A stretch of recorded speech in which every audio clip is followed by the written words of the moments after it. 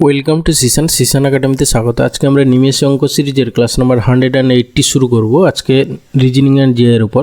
তোমরা যারা competitive exam preparation নিচ্ছ ভিডিওটা অবশ্যই শেষ পর্যন্ত দেখো। এই টাইপের রিজনিংয়ের কোশ্চেন তোমরা পরীক্ষা পাবে, ওকে। আর ভিডিওটা মন দিয়ে শেষ পর্যন্ত দেখো। যদি ভালো লেগে থাকে তাহলে অবশ্যই একটা লাইক করো, বন্ধুদের সঙ্গে শেয়ার করো, আর চ্যানেলে নতুন হলে অবশ্যই সাবস্ক্রাইব করো, ওকে। চলো লেট স্টার্ট। ফার্স্ট কোশ্চেন কী আছে দেখে নাও।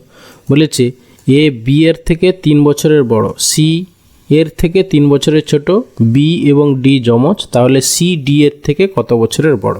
ঠিক আছে, দেখো তাহলে প্রথমে এর ভ্যালু, বয়স আমি এক্স বছর ধরে নিলাম। তাহলে বি এর বয়স কত হবে? বি এর বয়স বলেছে এ বি এর থেকে 3 বছরের বড়, তাহলে হচ্ছে কি বি হচ্ছে এর থেকে 3 বছরের ছোট, মানে বি হচ্ছে কি x-3 হয়ে গেল।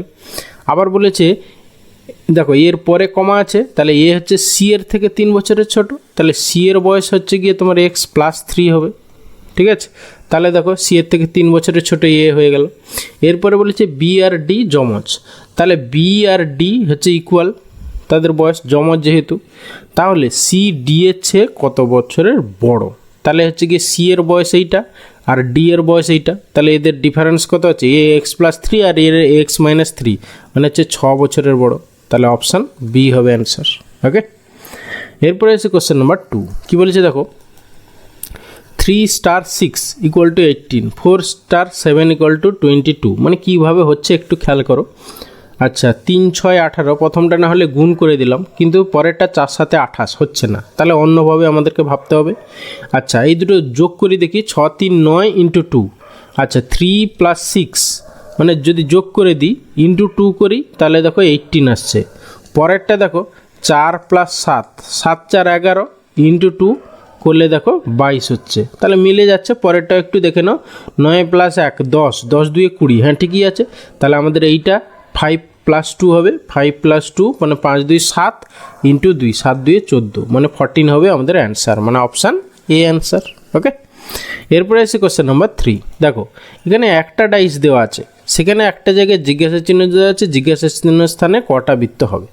ঠিক আছে, যখনই একটা ডাইস দেওয়া থাকবে তখনই মনে রাখবে স্ট্যান্ডার্ড ডাইস। স্ট্যান্ডার্ড ডাইস কি না, আমরা যেটা লুডোর ছক্কা হ্যাঁ আছে সেই লুডোর ছক্কার কথা বলেছি, স্ট্যান্ডার্ড ডাইস। ঠিক আছে, স্ট্যান্ডার্ড ডাইস। স্ট্যান্ডার্ড ডাইসের প্রপার্টিটা কি না, হচ্ছে গিয়ে অপোজিট ফেসের দুটো অপোজিট ফেসের সাম হচ্ছে গিয়ে সাম হচ্ছে অলওয়েজ 7 হবে। তোমরা একটু খেয়াল করবে, বাড়িতে লুডোর ছক্কা থাকলে নিয়ে দেখে, 2 এর অপোজিটে 2 + 5, মানে 2 এর অপোজিটে 5 থাকবেই। ঠিক আছে, 3 এর অপোজিটে 4 থাকবেই, 3, 4 যোগ করলে 7 হচ্ছে, আর 1 এর অপোজিটে 6 থাকবেই, সেখানে 7 হবে, মানে অপোজিট ফেস দুটোর যোগফল অলওয়েজ 7 হবে। ঠিক আছে, সেগুলোকে বলবে স্ট্যান্ডার্ড ডাইস। আর যদি অপোজিট দুটো ফেসের যোগফল 7 না হয়, তাহলে পাশাপাশি দুটো ফেসের যোগফল 7 হবে। ঠিক আছে, সেক্ষেত্রে সেটাকে বলবো নন স্ট্যান্ডার্ড ডাইস। ঠিক আছে, মানে সেখানে এই অপোজিট ফেসের যোগফল 7 হবে না, পাশাপাশি দুটো ফেসের যোগফল সেখানে 7 হয়ে যেতে পারে। ঠিক আছে, হয়ে যাবে, তাহলে সেটাকে নন স্ট্যান্ডার্ড ডাইস বলবো। আচ্ছা এখানে যেহেতু আমার কিছুই দুটো ডাইস দেওয়া নেই, একটা ডাইস দেওয়া আছে, তাহলে আমরা ধরে নেবো এটা স্ট্যান্ডার্ড ডাইস, ওকে। তাহলে এখানে দেখো 3 আছে, 3 দেখতে পাচ্ছি কি 3 আর 5, তাহলে 3 এর অপোজিটে কে হবে? 4 হবে, তাহলে 3 আর 4-এর 3-এর এই দিকে হবে গিয়ে 4, আর 5 আছে এই দিকে, তাহলে এই দিকে হবে গিয়ে 5-এর অপোজিটে 2 হবে। তাহলে উপরে হয় 1 হবে বা 6 হবে, যে কোনো একটা, কারণ 1 আর 6 একে অপরের অপোজিটে থাকবে। তাহলে এখানে অপশানগুলো খেয়াল করি, হ্যাঁ অপশান সিতে তাহলে 6 আছে, তাহলে অপশান সি হবে এখানে অ্যান্সার, ওকে। এরপরে এসে কোশ্চেন নম্বর 4। এখানে দেখো বলেছে এর উল্টো দিকে কোন অক্ষরটি আছে? ঠিক আছে, আচ্ছা আমরা যে কোনো দুটো ডাইস খেয়াল করে নিতে পারি। আচ্ছা আমরা প্রথম দুটো ডাইস যদি খেয়াল করি, তাহলে দেখো এখানে কি কমন আছে, কি একটা কমন আছে, শুধু কমন আছে, তাহলে এখান থেকে আমরা বলতে পারবো না। বাদে কমন কোথায় কোথায় সেইটা থাকলে একটু খেয়াল করে নাও। আচ্ছা এইখানে দেখো আমরা যদি ফার্স্ট দুটো যদি কমন নিই, তাহলে এখানে ডি আর এ ডি কমন, তাহলে সেখানে বি এর অপোজিটে এফ হয়ে গেল। আমার দরকার এর উল্টোর দিকে কে আছে। আচ্ছা পরের দুটো যদি আমরা করি, এইখানে দেখো কি কমন আছে এই দুটোর মধ্যে, মানে এইটা আর এইটার মধ্যে কিছু কমন আছে, এ বি সি আর এখানে এ ডি এফ, ঠিক আছে। তাহলে তোমার সেটা থেকেও আমরা কিছু বুঝতে পারছি না। আচ্ছা, ফার্স্ট আর লাস্টটা যদি নিই, এ কমন, সেখানে না এ বি কমন। আচ্ছা, তাহলে এখানে আমাদের একটু বড় হয়ে গেল। প্রথম দুটো যদি আমরা নিই, দেখো এখানে এ আর D common, A D common, ঠিক আছে, এ ডি কমন, তাহলে বি এর অপোজিটে আমরা এফ পেয়ে গেলাম, এইটুকু শিওর। তারপরে আবার পরে দেখো তোমার এইটা মানে ফার্স্টটা, হ্যাঁ, এইটা আর এইটা। আচ্ছা, আমি যেটা নিলাম সেটা মুছে দিই।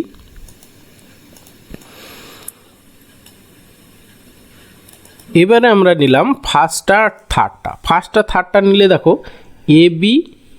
এ বি কমন, তাহলে ডি এর অপোজিটে সি, ঠিক আছে। আচ্ছা, এখানে দেখো টোটাল হচ্ছে 6টা ফেস, তাহলে এফ যেহেতু আছে তাহলে এ থেকে এফ পর্যন্ত আমার লেটারগুলো আছে, এইটুকু খেয়াল। তাহলে বি এর অপোজিটে এফ, ডি এর অপোজিটে সি, তাহলে পড়ে থাকলো আমাদের কি, দেখো এ আর ই পড়ে থাকলো, তাহলে অবভিয়াসলি এ এর অপোজিটে ই হবে, ঠিক আছে, কারণ A B C D E F, তাহলে এ এর অপোজিটে অবভিয়াসলি ই হবে। ওকে, তাহলে অপশান ডি হবে অ্যান্সার। একটু অন্যরকম, এটা খুব ইজি না। এরপরে এসে কোশ্চেন নাম্বার 5, কি বলেছে দেখো, এ বিকে বলল যে বি এর মা ছিলেন এর মায়ের শাশুড়ি, এর মায়ের সঙ্গে বি এর মায়ের কী সম্পর্ক। আচ্ছা, দেখো আমরা এমনি ব্লাড রিলেশনের ফ্যামিলি ট্রি যেভাবে ড্র করি, আপার জেনারেশন উপরে লিখবো, লোয়ার জেনারেশন নিচে লিখবো, আর হচ্ছে গিয়ে মেল ফিমেলের সাইন, এটা হচ্ছে গিয়ে মেলের sign, plus sign within first bracket, এটা হচ্ছে গিয়ে মেল, আর হচ্ছে গিয়ে minus sign within first bracket, এটা হচ্ছে গিয়ে ফিমেল লিখবো, ঠিক আছে। আর হাজব্যান্ড ওয়াইফ, এটা হচ্ছে গিয়ে কাপলের সাইন দেবো। এইভাবে আমরা ডিনোট করবো, আপার জেনারেশন উপরে লিখবো, লোয়ার জেনারেশন নিচে লিখবো, সেইভাবে ফ্যামিলি ট্রি ড্র করি। তাহলে সেইভাবে আমরা যদি করি, দেখো বলেছে এ বিকে বললো, আচ্ছা বলেছে বি এর মা ছিলেন এর মায়ের শাশুড়ি। আচ্ছা, বি এর মা, বি এইখানে বি এর মা মানে হচ্ছে আপার জেনারেশন মা, আমরা জানি না একটা কিছু, ধরো বি এর মা হচ্ছে গিয়ে তোমার এখানে এক্স নাম দিয়ে দিলাম, এক্স, বি এর মা হচ্ছে এক্স। ওকে, এবার এর মায়ের শাশুড়ি, ঠিক আছে, তাহলে এইরকম হবে, এর মা এরকম লেভেলে আসবে এইখানে, হ্যাঁ, সে ধরো সাপোজ ওয়াই ধরে নিলাম, হ্যাঁ, এর মা তার হচ্ছে শাশুড়ি, তাহলে এইখানে দেখো বি আর ওয়াই হচ্ছে হাজব্যান্ড ওয়াইফ হতে হবে, ঠিক আছে। তবে গিয়ে দেখো বি এর মা, এর মা মানে এই যে এ হচ্ছে বি আর ওয়াই এর হচ্ছে সন্তান আর কি, দেখো এর মা এখানে বি এর মায়ের শাশুড়ি, তাহলে এখানে আমার মিলে যাচ্ছে। তাহলে চেয়েছে কি, দেখো এর মায়ের সঙ্গে মানে এই ওয়াই এর সঙ্গে বি এর মায়ের সম্পর্ক, তাহলে ওয়াই বি এর মানে ওয়াই হচ্ছে এক্সের কে পুত্রবধূ, তাহলে অপশান এ হবে অ্যান্সার। ওকে, এরপরে আসছে কোশ্চেন নাম্বার 6, বলেছে কোন শব্দটিকে এবং আয়নায় তার প্রতিবিম্ব একেবারে একই রকম দেখতে হবে, মানে হচ্ছে কি সিমেট্রিক কোনটা। দেখো তোমার এন তো সিমেট্রিক নয়, তাহলে ও সিমেট্রিক ঠিক আছে, কিন্তু এন তো সিমেট্রিক নয়, মানে ধরো আয়নায় যদি এরকম আয়না হয়, এখানে যদি তোমার এন থাকে, তাহলে এনটা তোমার এইরকম হয়ে যাবে, এনটা কি তোমার ইয়েতে সেম হবে না, এই রকম হয়ে যাবে এনটা, ঠিক আছে। তাহলে এনটা নন সিমেট্রিক, একই রকম দেখতে হবে না। এখানেও একটা এন আছে, তাহলে এইটাও সেম হবে না। এই টি ও টি এইটা একই হবে, মানে অপশান সি হবে অ্যান্সার। ডাব্লিউ ঠিক আছে, কিন্তু এল তো আলাদা হয়ে যাবে, ঠিক আছে। তাহলে এখানে অপশান সি, একমাত্র টি ডবল ও টিটাই একই রকম দেখতে লাগবে। ওকে, এরপরে আসি কোশ্চেন নাম্বার 7, দেখো এইখানে হচ্ছে স্টক অফ ওয়ার্ড যদি তোমার ভালো থাকে তাহলে এই কোশ্চেন করতে পারবে, হ্যাঁ, আদারওয়াইজ ভুল হওয়ার চান্স থাকে। বলেছে কোন শব্দটি নিচের প্রতিটি অক্ষরগুচ্ছের সঙ্গে যুক্ত করে অর্থপূর্ণ শব্দ তৈরি করা যাবে। দেখো বি আর তারপরে ড্যাশ দেওয়া আছে, ওয়াই ড্যাশ দেওয়া আছে, বি ড্যাশ দেওয়া আছে, এফ ড্যাশ দেওয়া আছে, ঠিক আছে। এই যে 4টে অপশান দেওয়া আছে তাদের মধ্যে যে কোনো একটা বসাতে হবে, বসালে সবগুলোই হ্যাঁ অর্থপূর্ণ শব্দ হবে, ঠিক আছে। আচ্ছা, প্রথমে দেখো বি আর, প্রথমে যদি ইএএসটি বসাই, দেখো ব্রেস্ট, প্রথমটা হবে ব্রেস্ট, বি আর ছিল ইএএসটি, ঠিক আছে, এটা হয়ে গেল ব্রেস্ট। তারপরে দেখো ওয়াই, ইএএসটি, ইস্ট, ইস্ট মানে ছত্রাক, ঠিক আছে। ব্রেস্ট মানে হচ্ছে গিয়ে বক্ষ। তারপরে দেখো, তারপরে আসছে বি, তারপরে বির পর ইএএসটি, বিএএসটি, বিস্ট, বিস্ট মানে পশু আর কি, হ্যাঁ, তাহলে সেটা হচ্ছে মিনিংফুল হচ্ছে। তারপরে শেষে আছে F, F EAST, feast, feast মানে আমরা ফিস্ট করতে যাই যেরকম বনভোজন যাকে বলে, তাহলে এখানে অপশান এ হবে অ্যান্সার। ওকে, এরপরে আছে কোশ্চেন নাম্বার 8, বলেছে যদি মাইনাস অর্থ যোগ করা হয় ইত্যাদি ইত্যাদি, তাহলে এটা সরল করুন। জাস্ট প্রথমে আমাদের সিম্পলি বসিয়ে নিতে হবে সাইনগুলো, মানে জন্য যে সাইন সেইটা আগে বসিয়ে নাও। তাহলে 7 মাইনাস মানে হচ্ছে গিয়ে যোগ, মানে হচ্ছে গিয়ে +8, ইন্টু মানে কি বলেছে, ইন্টু মানে হচ্ছে গিয়ে ভাগ, মানে ভাগ 5, তারপরে ভাগ সাইন মানে হচ্ছে গিয়ে গুণ, তাহলে ইন্টু 6, তারপর প্লাস, প্লাস মানে হচ্ছে বিয়োগ -4।